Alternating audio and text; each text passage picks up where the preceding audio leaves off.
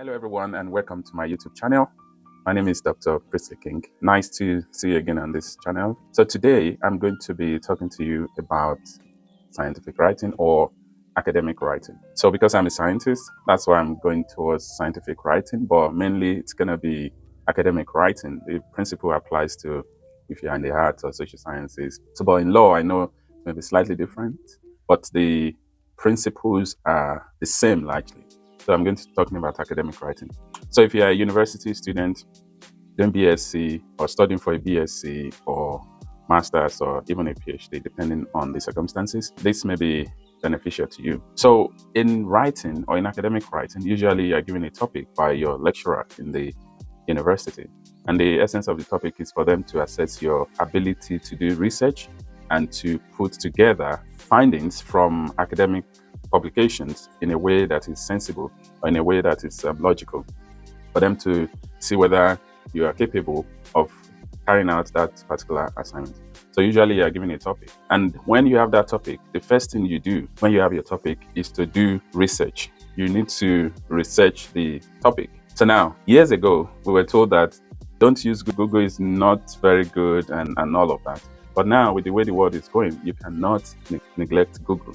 So even though Google is not an academic platform, but it's also very important, very useful for whatever you want to do. So you can Google some topics or some papers for you to have these academic journals come up.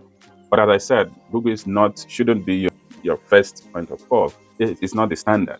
So you can go to database such as PubMed. So if you are in nursing or doing psychology, there's PsycInfo, and there are a whole lot of other databases that you can access for academic literature, for you to research the particular topic you've been given by your lecturer, for you to write an essay on. So you do all of that, you research, get the materials you need to answer the particular question you've been given.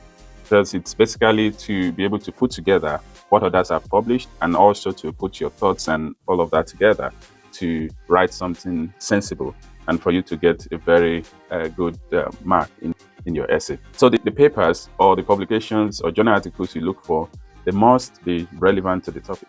And something that I didn't mention is that you can also go to get textbooks for you to get background knowledge in some fields such as nursing, and I think in psychology as well, in law, in social sciences.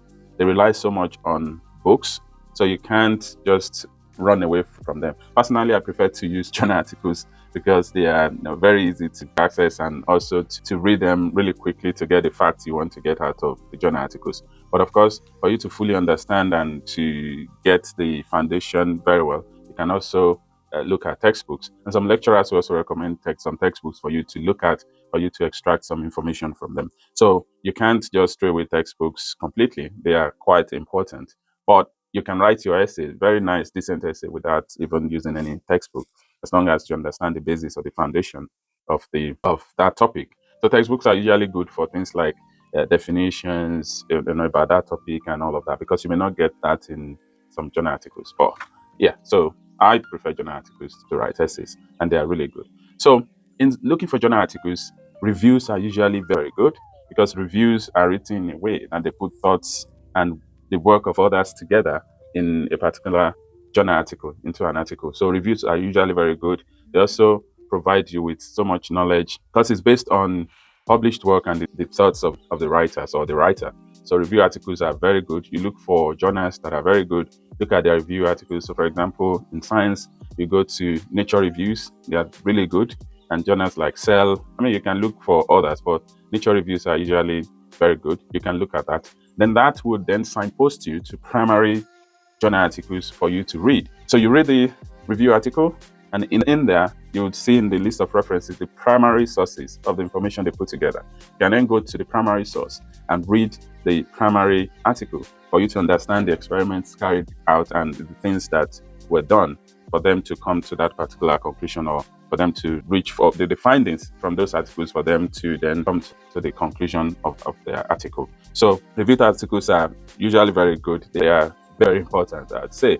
So before now, some lecturers will tell you not to cite review articles, but I think over the years that has changed, and people are now accepting review articles for you to cite review articles in your bibliography or in your reference list. So you can actually do that. So when you get your journal articles, some people are very good at reading on the computer.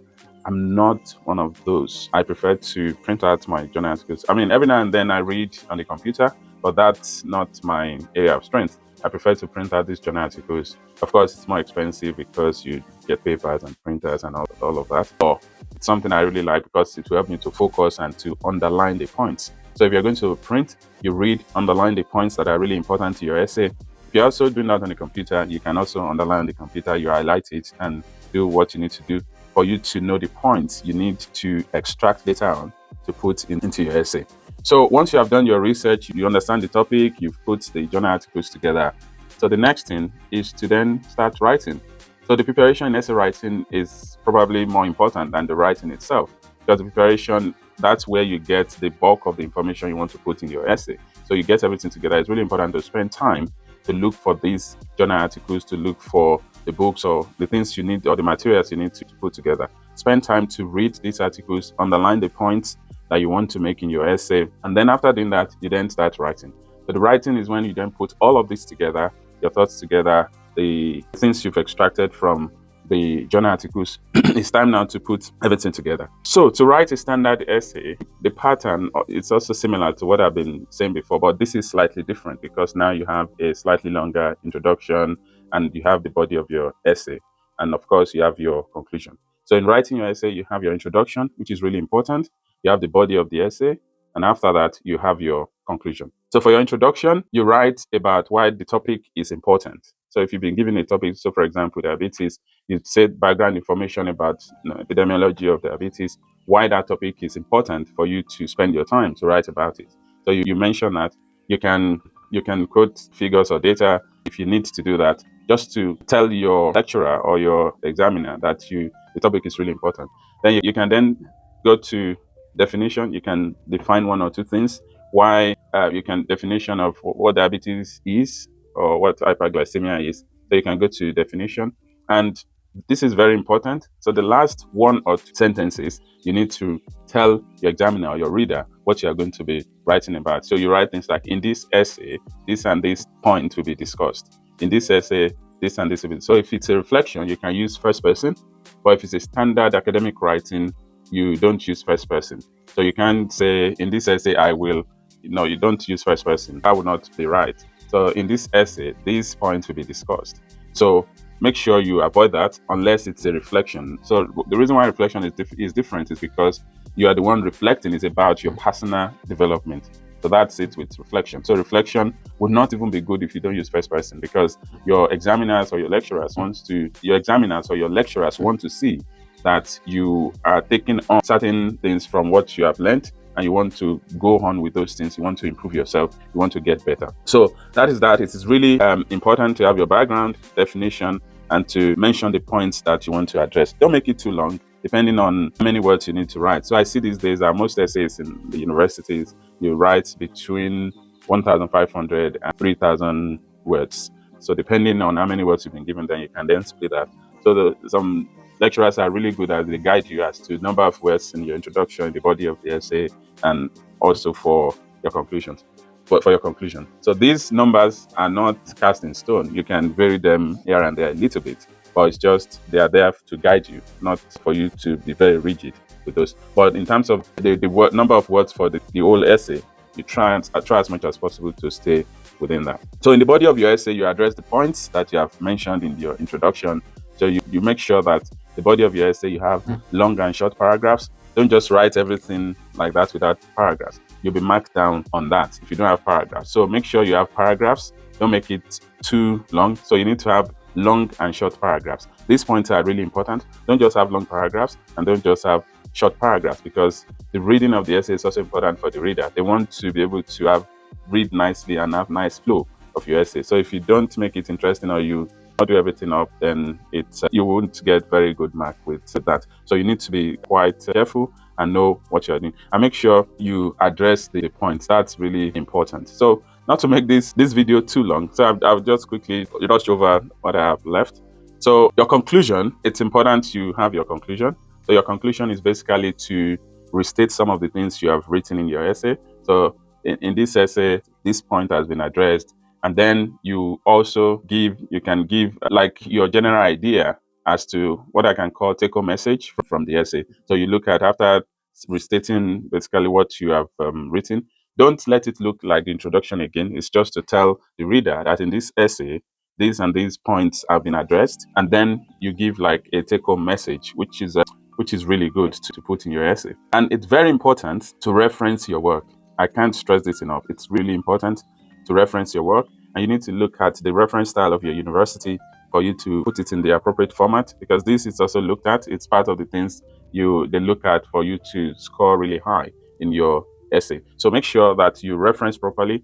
In addition to scoring very high, if you don't reference, you might be accused of plagiarism, and this is a very serious issue.